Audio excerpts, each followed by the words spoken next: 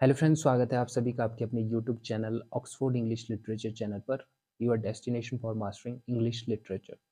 So friends, आज की इस वीडियो में हम बात करने वाले हैं विलियम शेक्सपियर के एक बहुत ही फेमस प्ले जिसका नाम है हैमलेट। बहुत ही इंपॉर्टेंट प्ले है, एग्जाम्स में इस प्ले से रिलेटेड क्वेश्चंस आपको देखने को मिलते हैं और मेजर वर्क है विलियम शेक्सपियर का। तो इस टॉपिक से रिलेटेड आज हम 35 एग्जाम रीडिंग क्वेश्चंस को इस वीडियो में कवर अप करने वाले हैं। तो इस वीडियो को जरूर एंड तक फुल वॉच कीजिएगा, क्योंकि मैंने ये जो वीडियो है बहुत ही डिटेल्ड बनाई है। हर क्वेश्चंस के लिए आपको एक्सप्लेनेशन जरूर मिलेगी। तो आज हेमलेट को पूरी तरह से इस वीडियो में हम कवर करेंगे, ठीक है। तो अगर आपने अभी तक हमारे चैनल ऑक्सफोर्ड इंग्लिश लिटरेचर को सब्सक्राइब नहीं किया है तो एक बार जाकर जरूर सब्सक्राइब कर लीजिएगा, ताकि आपको नेक्स्ट अपकमिंग वीडियोस की नोटिफिकेशन सबसे पहले आपके फ़ोन पर मिले। तो अब first question which is very important, तो इस क्वेश्चन को आप नोट कर लीजिएगा। Who is the author of famous play Hamlet? तो मैंने आपको बता दिया कि विलियम शेक्सपियर ही जो है इसके ऑथर हैं, पोइट हैं, ठीक है। तो विलियम शेक्सपियर के बारे में थोड़ा-सा मैं आपको बता देता हूँ, क्योंकि हैमलेट की बात तो हम आने वाले क्वेश्चंस में ज़रूर करेंगे, ठीक है। विलियम शेक्सपियर का जन्म 1564 ईस्वी में अप्रैल 1564 1564 में स्टैटफोर्ड अपॉन ओवन AVON में इंग्लैंड में हुआ था, ठीक है।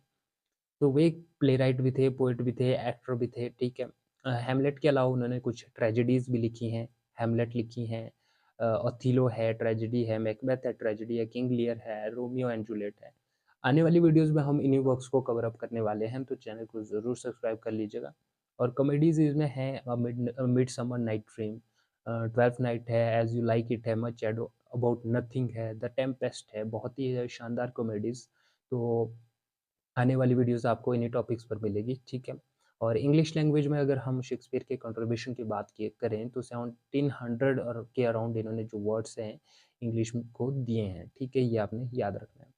Second which is very important, what type of play is Hamlet? Hamlet एक किस जॉनर का प्ले है, यानी कि किस कैटेगरी में जाता है? तो वो एक लिटरेरी ऑनरा है that depicts the downfall of a noble और a heroic character due to a tragic fall, fate और external forces.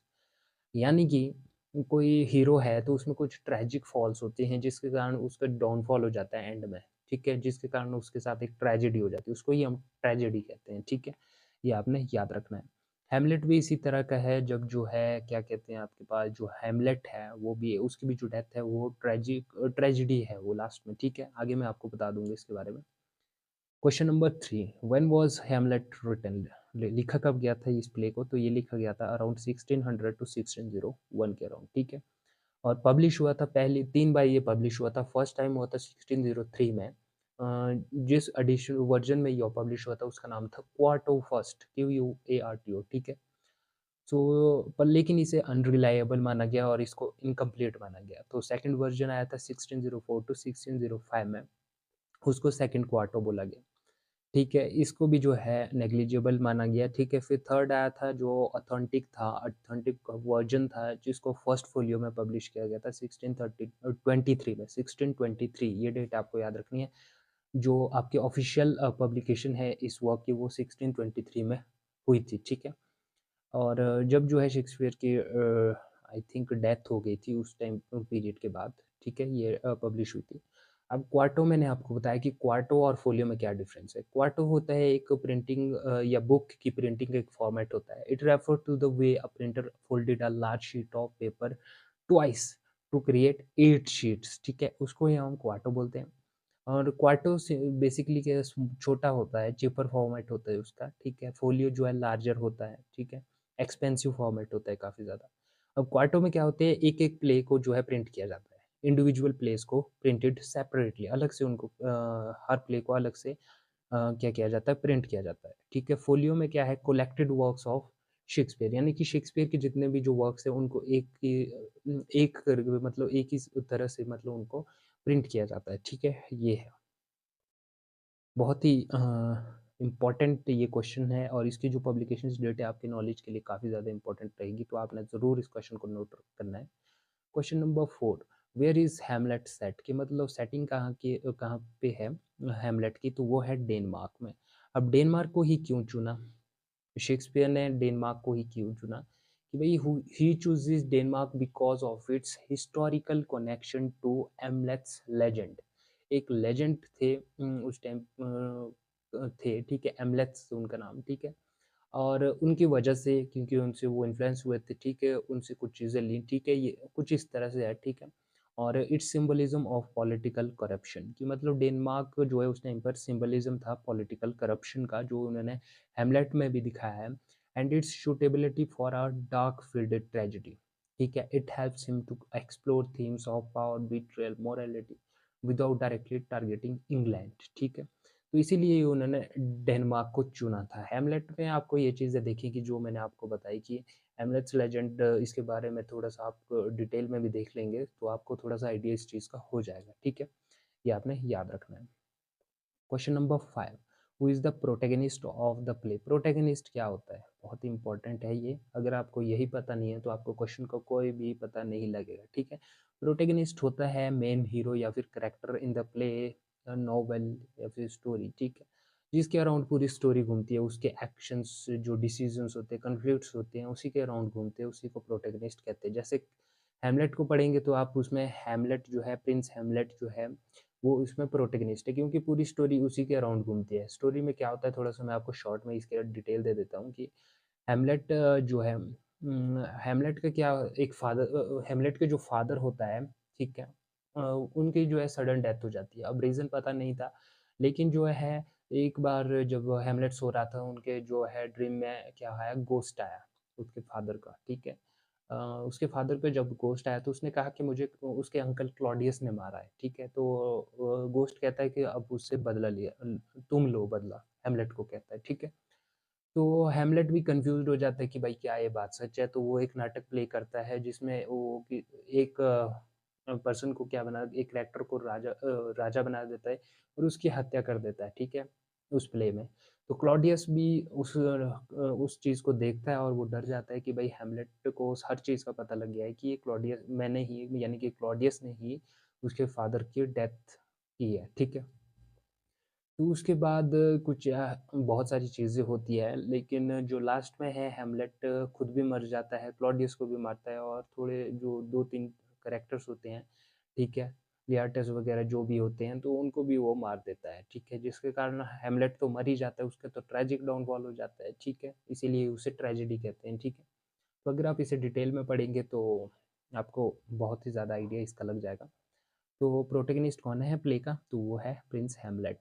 Question number 6, what is the central theme of Hamlet? Hamlet की सबसे सेंट्रल थीम क्या है, main theme क्या है? तो वो है रिवेंज। रिवेंज मैंने आपको बता दिया कि जब गोस्ट अपीयर होता है तो क्या कहता है कि तुम अब जाके बदला लो, किससे? क्लॉडियस से, जो उसका अंकल है जिसने उसके फादर को मारा है, ठीक है? तो पूरी स्टोरी इसी थीम के अराउंड चली है, यही मेन थीम है, ठीक है, हैमलेट की।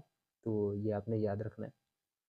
Question number 7, who is the main antagonist in Hamlet? Main antagonist कौन है? King Claudius. कौन है? King Claudius. क्यों? क्योंकि किंग क्लॉडियस, एंटागोनिस्ट क्या होता है? First of all, antagonist is the character और a force that opposes the protagonist in a play. Protagonist को रोकने की कोशिश करता है, कि मतलब वो एक तरह का विलेन होता है। They create conflicts and obstacles that the main characters must overcome, ठीक है? तो एंटागोनिस्ट कौन है? किंग क्लॉडियस है, ठीक है? जिसको मारने की कोशिश कौन करता है? हैमलेट करता है और मार भी देता है, ठीक है? ये आपने याद रखना है। ये चीज़ें आपको इस प्ले से रिलेटेड पता होनी चाहिए। Next important question is question number 8, how does Claudius become king? Claudius के कौन था? हैमलेट का अंकल था, ठीक है? बाय मर्डरिंग हिज ब्रदर, उसका ब्रदर को मारकर। किसके ब्रदर को? क्लॉडियस का ब्रदर था हैमलेट के फादर, तो उसको मारकर जो है वो किंग बना था। ये आपने याद रखना है। Question number 9, who is Hamlet's mother? Hamlet's की मदर का क्या नाम था? Queen Gertrude. जैसे ही जो है हैमलेट के फादर मर जाते हैं तो क्वीन गर्ट्रूड किससे शादी कर देती है? हैमलेट के अंकल क्लॉडियस से, ठीक है? तो वही जो है कॉन्फ्लिक्ट्स लाती है हैमलेट के दिमाग में, जब जो है वो उससे शादी करती है, ठीक है? इसकी ये भी इम्पोर्टेंट रोल प्ले करती है कॉन्फ्लिक्ट्स पैदा करने में हैमलेट की लाइफ में, ठीक है? Question number 10, what famous line does the ghost speak to Hamlet? जो गोस्ट अपीयर होता है फादर, उसके फादर का, तो वो क्या कहता है? रिमेंबर मी, रिमेंबर मी। बहुत इंपॉर्टेंट है ये लाइन, ये आपने याद रखनी है। इसमें जितने भी जो कोटेशंस है वो आपने नोट डाउन करते रहनी है, ठीक है? इंपॉर्टेंट रहेगी आपके एग्जाम्स के लिए। और ये एक्ट 1 सीन 5 के उसमें लिखी गई है, ठीक है? ये आपने याद रखना है। अगला क्वेश्चन है, हु इज़ ओफिलो ओफिलिया ओफिलिया कौन थी डॉटर ऑफ पोलोनियस पोलोनियस जो है इम्पोर्टेंट कैरेक्टर है इसमें, ठीक है। ये भी एंड हेमलेट्स लव इंटरेस्ट की मतलब वो हेमलेट जो है उससे लव करने की कोशिश करता है ओफिलिया से, ठीक है। तो ये भी आपने याद रखना है। अगला क्वेश्चन है who are Rosencrantz and Guildenstern. तो ये थे हेमलेट्स के childhood friends sent to spy on him. अब ये हालांकि ये दोनों जो है रोसेनक्रेंट्ज और गिल्डेनस्टर्न जो है लॉयल फ्रेंड्स फ्रेंड्स थे हेमलेट के। But the thing is that जब जो है किंग क्लॉडियस इनको बोलता है कि भाई तुम जाकर हेमलेट जो है पागलपन जब उसने ढोंग रचा था प्रिटेंड कर रहा था उस चीज़ का, तो king Claudius told both of them to spy on him, ठीक है। कि भाई तुम उसका पता करो कि भाई क्या वो रियलिटी में ऐसा कर रहा है या फिर वो प्रिटेंड कर रहा है, ठीक है। तो ये मतलब डिसेप्शन के लिए जाने जाते हैं, best of theme of deception में आप इस चीज़ को लिख सकते हैं, ठीक है। Question number 13 who is Polonius. Polonius कौन है? लॉर्ड चैम्बरलियन ऑफ डेनमार्क, ठीक है। ये भी आपने याद रखना है, कुछ करेक्टर्स नेम्स है, ये उनका रोल क्या है वो आपने याद रखना है। अगला question, question number 14 what advice does Polonius give to Laertes. Laertes को क्या एडवाइस देता है, ठीक है। लियर्टस लियर्टस के दो बच्चे थे, सॉरी पोलोनियस के दो बच्चे थे, ठीक है। एक लियर्टस थे था, एक आपके पास ऑफिलिया थी, ठीक है। ये आपने याद रखना है। To thine own self be true, ये इसने कहे थे लियर्टस के लिए कि to thine own self be true, यानी कि to be honest to true to yourself. इस लाइन का मतलब है कि जो पोलोनियस उसको कहता है, ठीक है, to be honest be true to yourself, ठीक है। नेक्स्ट क्वेश्चन है हु इज लियर्टस। लियर्टस कौन था? तो वो था पोलिनियस का सन और ओफिलिया का ब्रदर, मैंने आपको बता दिया है, ये भी याद रखना है। कुछ करेक्टर्स इंपॉर्टेंट है इसमें। Who is Horatio. होरेशियो जो है हेमलेट्स का लॉयल फ्रेंड है, यही एक इम्पॉर्टेंट जो इसका दोस्त होता है, लॉयल फ्रेंड होता है। जैसे रोजेनक्राइट्स की बात की हमने, दूसरा फ्रेंड तो उसकी है, ठीक है। तो उन्होंने क्या किया, डिसेप्शन किया था कि भाई किंग क्लॉडियस के कहने पे, ठीक है, लेकिन होरेशियो लॉयल रहता है, ठीक है। Question number 17 what spices on Hamlet's gratitude conversation. तो वो था पोलोनियस। इंपॉर्टेंट क्वेश्चन है, ये आपने याद रखना है, एक मार्क्स के लिए एग्जाम्स में ये भी पूछ जा सकता है। Question number 18 how does Polonius dice. Polonius किस तरह से मरता है भाई? पोलोनियस कैसे से मरता है कि भाई Hamlet stabs him through a curtain, ठीक है। ये भी आपने याद रखना है। Question number 19 what happens to Ophelia. Ophelia को क्या हो जाता है, कैसे से वो मर जाती है? वो ड्रॉन्स हो जाती है और सुसाइड उसको कह सकते हैं हम, डूब जाती है, ठीक है। Next question is question number 20 who leads the army against Denmark. Denmark की तरफ आर्मी किसने लाई थी जब जो है क्लॉडियस की डेथ हुई थी? क्योंकि वहाँ पे क्या था, हेमलेट भी जो है मर गया था, ठीक है, और किंग क्लॉडियस जो था वो भी नहीं रहा था। तो अब बचा था एक्सटर्नल फोर्सेस के लिए, तो नॉर्वे का एक प्रिंस था फोर्टिनब्रेस, उसने जो है अटैक किया और फ्रेंच थ्रोन पर क्लेमिंग की, ठीक है। अगला क्वेश्चन है 21 what is Hamlet's famous soliloquy. कौन सी सोलिलोक्यू है? टू बी और to be not that is the question. Soliloquy होता है अपने आप से ही बातचीत करना, ये एक लिटरेरी टर्म है, तो आपको ये पता होनी चाहिए। टू बी और to not to be that is the question, ठीक है। ये बहुत ही फेमस लाइन है, ठीक है, एग्जाम से पूछी भी जा चुकी है और पूछी भी जाती है। एक्ट 3 सीन 1 की ये लाइन है। टू बी का मतलब to continue living, to endure pain suffering and the struggle of life. And to not be का मतलब है to end life escaping from the burden of life existence, ठीक है। ये आपने याद रखना है। Question number 22 what does the ghost demand Hamlet to do. कि मतलब अवेंज हिज फादर्स मर्डर। मैंने पहले आपको समरी, जब मैंने शॉर्ट में आपको समरी बताई थी उस टाइम पे बता दिया है। Question number 23 what is Hamlet's tragic flaw. Tragic flaw क्या होता है? इनडिसीजन, ठीक है, ये आपने नोट डाउन कर लेना है। अगला क्वेश्चन है question number 24 what does the play with in a play reveal. भाई क्लॉडियस के गिल्ट को जो प्ले होता है, ठीक है, प्ले विद इन प्ले का मतलब इसमें क्या बता रहा है कि दो प्ले प्ले होते हैं। एक ओरिजिनल प्ले है हेमलेट, ठीक है। दूसरा प्ले जो है आपके पास हेमलेट जो है किंग क्लॉडियस की सच्चाई को जानने के लिए करता है, प्रिटेंड करता है, ठीक है, स्टेज के ऊपर, ठीक है। तो वो जो है क्लॉडियस को अपराधी सिद्ध करने के लिए या फिर उसको उसकी सच्चाई को सामने लाने के लिए वो दूसरे प्ले को करता है, ठीक है। Next question is what is the name of play Hamlet stages, ठीक है। तो उस प्ले का नाम क्या था? The murder of Gonzalo. इसका मर्डर वहाँ पे किया जाता है, जैसे क्लॉडियस को सस्पेक्ट किया जाता है, ठीक है। द मोस्ट बीस को कहा जाता है, ठीक है, ये आपने याद रखना है। Question number 26, what does Hamlet call Denmark? Denmark को क्या कहा था हेमलेट ने? वो कहा था प्रिजन, ये आपने याद रखना है। अगला क्वेश्चन है question number 27, what is the symbolism of Yorick's skulls? तो उसका सिंबलिज्म है द इनवाइटेबिलिटी ऑफ डेथ, ठीक है। एक्ट एक्ट 5 और सीन 1 में आपको जब when Hamlet holds the skull of Yorick, ठीक है, the court jester from his childhood he reflects on the fleeting nature of life, and जो स्कल है वो एक रिमाइंडर की तरह काम करती है that death comes to everyone regardless of social status, wealth और रोल इन लाइफ, ठीक है। ये काफ़ी ज़्यादा इंपॉर्टेंट है, ये आपने याद रखना है। Question number 28, who delivers the final speech in the play? Final speech कौन डिलीवर करता है? तो वो था पोर्टिनब्रस, ये आपने याद रखना है, इसके बारे में मैंने आपको पहले बता दिया है। Question number 29, what does Gertrude drink at the duel? तो वो पॉइजन मेंट फॉर हेमलेट। गर्ट जो हेमलेट को पॉइजन रखा होता है कि हेमलेट पी ले, तो वो गर्ट्रूड ही पी लेता है और उसकी डेथ हो जाती है, ठीक है। Question number 30, how does Claudius die? Claudius की डेथ किस प्रकार से होती है? तो Hamlet stabs him and forces him to drink poison, ठीक है।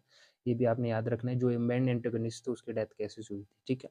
क्वेश्चन नंबर 31, हु से something is rotten in the state of Denmark? तो वो था मर्सिलियस, ये आपने याद रखना है।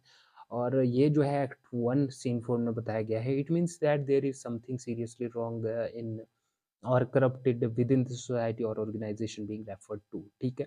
In Hamlet, Marsilius speaks the lines after seeing a ghost of late king Hamlet, और suggest करता है कि that the unnatural death of the king and subsequent actions of his brother Claudius are signs of deep corruption and moral decay in Denmark's political and social order। ये आपने याद रखना है, ठीक है, इस लाइन का मतलब है। Question number 32, who says the lady both protest too much me things? तो वो थी क्वीन गर्ट्यूड, ठीक है, ये आपने याद रखना है। Question number 33, who says frailty thy name is woman? तो वो था हेमलेट रेफरिंग टू गर्ट्यूड, ये भी आपने याद रखना है। अगला क्वेश्चन है what are Hamlet's last words? The rest is silence, ये थे उसके लास्ट वर्ड जब उसकी डेथ हुई, ठीक है। अगला क्वेश्चन है what is the overall message of Hamlet? Hamlet का ओवरऑल मैसेज क्या है? Complexity of action, fate, human nature, corruption, ये चीज़ें इसके ओवरऑल मैसेज है, ये आपने याद रखना है। तो फ्रेंड्स, आज की इस वीडियो में हमने बात की है हेमलेट, जो कि शेक्सपियर के एक बहुत ही इंपॉर्टेंट और फेमस वर्क है, उससे रिलेटेड 35 एग्जामिनिंग क्वेश्चंस को हमने इस वीडियो में कवर कर लिया है। तो वीडियो आपको पसंद आती है तो वीडियो को एक लाइक कर दीजिए, अपने 2 फ्रेंड्स के साथ ज़रूर शेयर कीजिएगा, और इस टॉपिक की जो है आप समरी ज़रूर पढ़ लीजिएगा, ताकि आपको जो है इन क्वेश्चन से रिलेटेड कोई भी डाउट ना रहे, ठीक है? ये आपने याद रखना है, ठीक है? और तब मिलता हूँ अपनी नेक्स्ट वीडियो में, और अगर आपने अभी तक हमारे चैनल ऑक्सफोर्ड इंग्लिश लिटरेचर को सब्सक्राइब नहीं किया है तो एक बार जाकर ज़रूर सब्सक्राइब कर लीजिएगा, क्योंकि मैं आपको ऐसी ही वीडियोस हमेशा लाता रहता हूँ, ठीक है। अगली वीडियोस में हम बात करेंगे शेक्सपियर के अदर वर्क से रिलेटेड, जो अदर वर्क है इंपॉर्टेंट वर्क, मैं आपको अगली वीडियो में लाऊंगा, तो उस टॉपिक से रिलेटेड हम बात करेंगे। तो thanks for watching the video and best of luck for your upcoming exam.